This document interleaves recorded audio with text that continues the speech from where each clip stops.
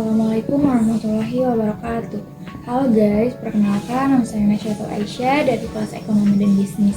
Di sini saya akan membahas mengenai kesimpulan setelah mempelajari mata kuliah Manajemen Pemasaran selama 1 semester ini. Yuk kita simak baik-baik. Mata kuliah Manajemen Pemasaran ini adalah mata kuliah yang wajib diambil oleh mahasiswa semester 4. Mata kuliah ini membahas tentang bagaimana aktivitas pemasaran dilaksanakan. Pokok pembahasan yang disajikan pada mata kuliah ini meliputi konsep-konsep pemasaran, analisis lingkungan, pesaing, dan pelanggan, serta alat-alat pemasaran. Ada produk, harga, saluran pemasaran, dan komunikasi pemasaran. Pemasaran adalah strategi bisnis yang mengacu pada kegiatan perusahaan untuk ditujukan untuk mempromosikan pembelian atau penjualan produk. Pemasaran mencangkup beberapa hal, antara lain mengiklankan, menjual, dan menyampaikan produk kepada konsumen dan mitra lainnya. Yang pertama ada konsep pengembangan, konsep perencanaan, implementasi program pemasaran, proses pemasaran, dan kegiatan pemasaran. Ada juga 4 dimensi komponen. Yang pertama itu ada pemasaran relasi atau hubungan. Yang kedua, pemasaran terpadu. Yang ketiga, pemasaran internal. Dan yang terakhir, pemasaran yang bertanggung jawab sosial. Yang pertama ada konsep produksi, yang kedua ada konsep produk, yang ketiga ada konsep pemasaran, dan yang terakhir ada konsep pemasaran masyarakat. Ada juga ruang lingkup pemasaran. Manajemen pemasaran mencangkup serangkaian kegiatan yang dilakukan perusahaan untuk mencapai tujuan pemasaran mereka. Berikut ada beberapa bidang penting dari manajemen pemasaran, yaitu ada penghargaan, pengembangan produk, distribusi, kampanye, merek, analisis pasar, pengelolaan hubungan pelanggan, dan manajemen kinerja pemasaran. Dan 7P. 4P, konsep dasar dalam pemasaran yang terdiri dari 4 elemen utama, yaitu produk, harga, promosi, dan tempat. Produk mencakup segala sesuatu yang ditawarkan oleh perusahaan kepada konsumen. Kalau harga adalah jumlah uang yang harus dibayarkan oleh konsumen untuk membeli produk atau layanannya. Yang ketiga ada promosi, yaitu mencakup berbagai aktivitas yang dilakukan perusahaan. Yang terakhir ada tempat, mencakup saluran distribusi pokok dari perusahaan ke konsumen. Yang pertama, produk merupakan barang atau jasa yang ditawarkan perusahaan kepada konsumennya. Yang kedua ada harga, merupakan jumlah uang yang harus dibayar konsumen untuk membeli produk atau jasa yang ditawarkan oleh perusahaan. Yang ketiga ada tempat, merupakan lokasi atau kenalan distribusi di mana produk atau jasa disediakan untuk konsumen. Yang keempat ada promosi, mencakup beberapa metode atau aktivitas yang digunakan oleh perusahaan. Yang kelima ada orang, merupakan karyawan atau staf perusahaan yang berinteraksi langsung kepada konsumen.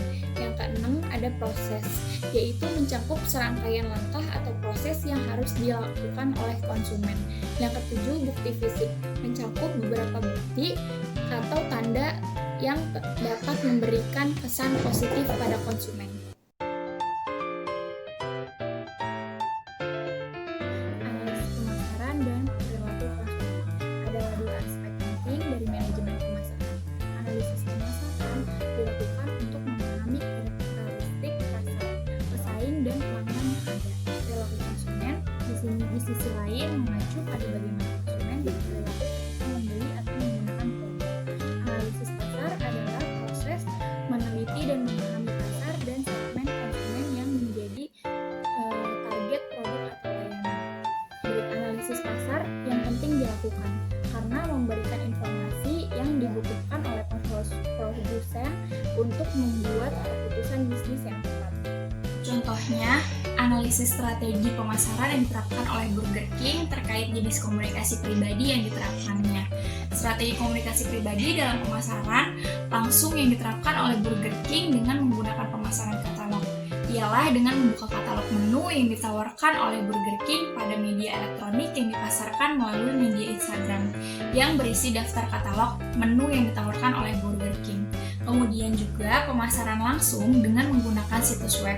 Dalam hal ini, Burger King telah membuat alamat website yang memudahkan konsumen dalam melakukan pengorderan pada Burger King, yang dimana konsumen hanya tinggal mengunjungi alamat website pada Burger King, yaitu bkdelivery.co.id.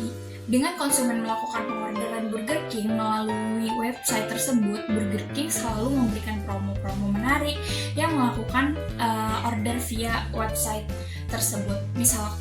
Misalkan saja mengadakan promo gratis ongkir ataupun promo menu Burger King dengan harga-harga yang sangat murah yang dapat membuat konsumen tertarik untuk melakukan order lewat website tersebut.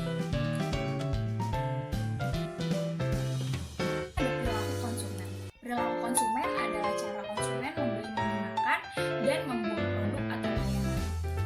Perilaku ini dipengaruhi oleh faktor sosial, budaya, psikologis, dan lingkungan.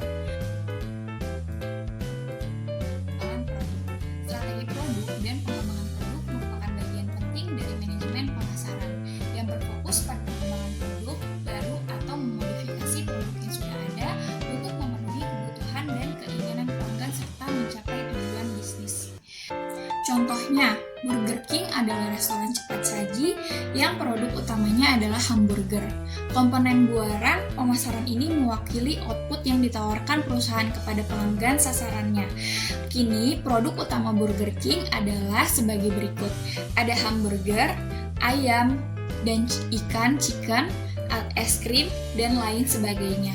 Selain itu, mereka menawarkan tempat yang bersih dan nyaman.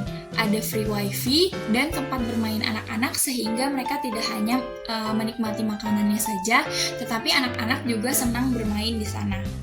Ada contoh strategi produk yang tepat untuk perusahaan yang bergerak di bidang perdagangan, manufaktur, dan jasa produk. Pengembangan produk adalah proses menciptakan dan memodifikasi produk atau layanan yang ada untuk membantu lebih berguna dan menambah nilai bagi konsumen. Strategi penetapan harga adalah rencana dan pendekatan yang digunakan perusahaan untuk menetapkan harga produk atau layanan mereka. Penetapan harga adalah proses penentuan harga yang tepat untuk suatu produk atau jasa yang ditawarkan oleh suatu perusahaan. Contohnya, penetapan harga dan strategi penetapan harga pada Burger King. Strategi penetapan harga pada Burger King terutama didasarkan pada strategi kepemimpinan biaya yang meminimalkan biaya dan harga. Bagaimana buaran pemasaran ini memperhatikan harga produk yang tepat. Strategi penetapan harga Burger King adalah sebagai berikut. Yang pertama, ada strategi penetapan harga berorientasi pasar. Yang kedua, penetapan harga paket. Sebagai metode penetapan harga utama, Burger King menggunakan strategi penetapan harga berbasis pasar. Strategi penetapan harga ini melibatkan penetapan harga sesuai dengan kondisi pasar yang berlaku, termasuk kondisi penawaran dan permintaan serta harga perusahaan pesaing. Strategi penetapan harga sekunder Burger King adalah strategi penetapan harga bundel. Misalnya, pelanggan dapat membeli makanan bernilai tambah dan makanan anak-anak dengan harga paket yang lebih rendah daripada membeli bahan makanan secara individual. Penetapan harga adalah tentang menentukan harga yang tepat untuk produk atau layanan yang ditawarkan oleh perusahaan kepada konsumen. Berbagai faktor seperti biaya produksi, permintaan pasar, tujuan pasar, harga pesaing, dan jangka panjang perusahaan yang dipertimbangkan saat menetapkan harga. Keuntungan penetapan harga yang tepat adalah dapat meningkatkan keuntungan perusahaan, mempertahankan pasang pasar, menarik konsumen, dan meningkatkan merek. Pemasaran digital adalah penggunaan teknologi digital yang mempromosikan produk atau layanan dan membangun hubungan pelanggan. Ini berarti menggunakan beberapa saluran digital seperti situs web, media sosial, email, dan desain pencari untuk beberapa manfaat dari pemasaran digital. E-commerce ialah distribusi, pembelian, penjualan pemasaran barang dan jasa melalui sistem elektronik seperti internet, televisi, dan jaringan komputer lainnya. Contohnya, Melalui platform media sosial, Burger King kerap mengadakan berbagai kampanye dengan tujuan yang baik untuk masyarakat. Salah satunya Facebook. Iklan bebas bahan pengawet. Melalui kampanye ini, Burger King memposting foto yang menunjukkan hamburger busuk dan berjamur.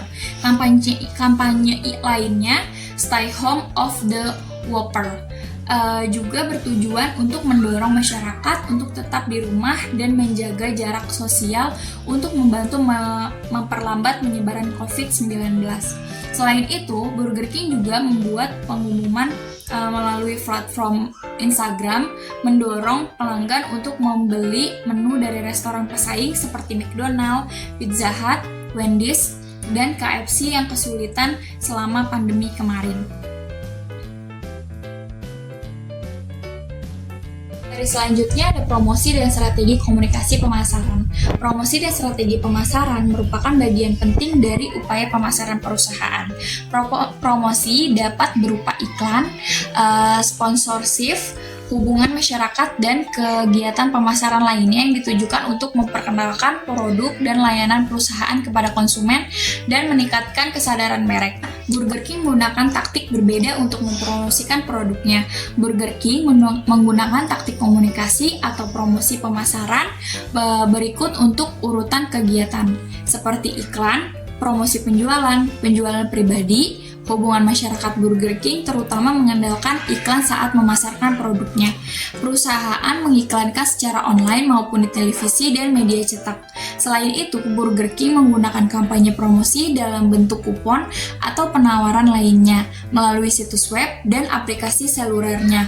Staf restoran perusahaan juga biasanya menggunakan penjualan tatap muka untuk mendorong pelanggan membeli item menu tambahan seperti makanan penutup. Selain itu, sesudah dipesan pelanggan.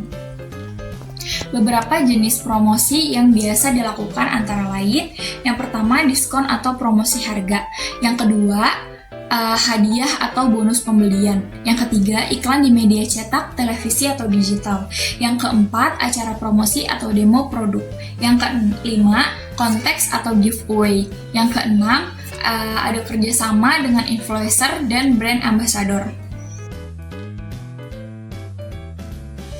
Yang selanjutnya ada branding dan manajemen merek.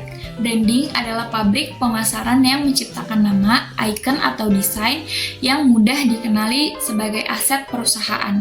Branding membangun kesadaran merek, aktivitas yang membedakan produk atau layanan yang lain, yaitu membangun brand awareness merupakan hal yang paling penting bagi perusahaan. Manajemen merek adalah fungsi pemasaran yang menggunakan strategi dan teknik untuk menganalisis dan merencanakan bagaimana merek diferensiasikan di pasar. Tujuan utama manajemen merek untuk membangun, mengukur, dan mengelola ekuitas merek untuk memberikan merek yang melekat, yang dikombinasikan dengan produk, meningkatkan nilai totalnya bagi moneter maupun non-moneter.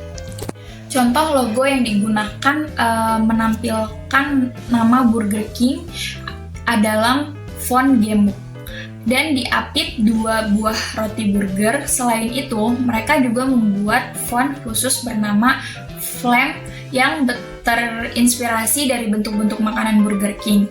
Seragam karyawannya juga tidak lupa untuk didesain ulang dalam proyek branding berkolaborasi dengan desain Break Barnes.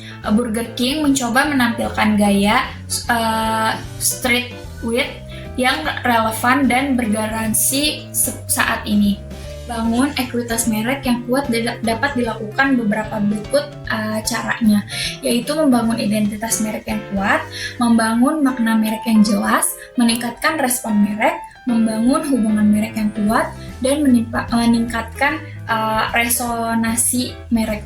Ada beberapa cara untuk mengukur ekuitas merek, antara lain, yang pertama survei konsumen, yang kedua analisis pesaing, yang ketiga analisis keuangan, dan yang terakhir pengukuran online.